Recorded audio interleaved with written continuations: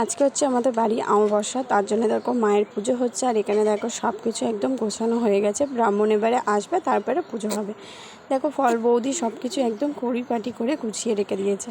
এদিকে দেখো ধুনোটাও ঠিকঠাক করে রেখে দিয়েছে। আর আমাদের বাড়ি কিন্তু প্রত্যেক অমাবস্যায় কিন্তু মায়ের পুজো হয়। আর মা আমাদের বাড়ি আছে 1 বছর হতে যায়।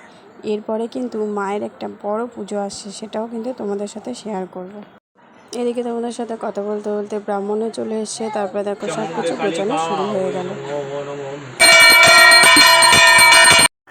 তারপরে দেখো এদিকে আরতি হচ্ছে। তো আরতি হয়ে যাওয়ার পর তারপরে আমরা তাপ নিয়ে নিলাম। তো এখানে দেখো সবাই নিয়ে নিল। আর আমার ছেলে তো তাপের উপরে হাত দিয়েই রেখে দিয়েছে, তার জন্য আমরা একটু হাসাহাসি করছিলাম। তারপরে এই যে এইদিকে আমিও নিয়ে নিচ্ছে। তো সবাই নিয়ে নেওয়ার পর আর এইদিকে এই যে আমার বাবা, আমার বাবাও এসে নিয়ে নিল। এই যে ঠাকুরমশাই বসে আছে। এখন হচ্ছে সবাইকে প্রসাদ দেবো, তাই নৈবেদ্যটাকে বৌদি ভালো করে মাখিয়ে নেবে, তারপরে সবাইকে প্রসাদ দেবো। আচ্ছা, আমার ভিডিওগুলো তোমাদের কেমন লাগে সেটা কিন্তু অবশ্যই কমেন্ট করে জানিও।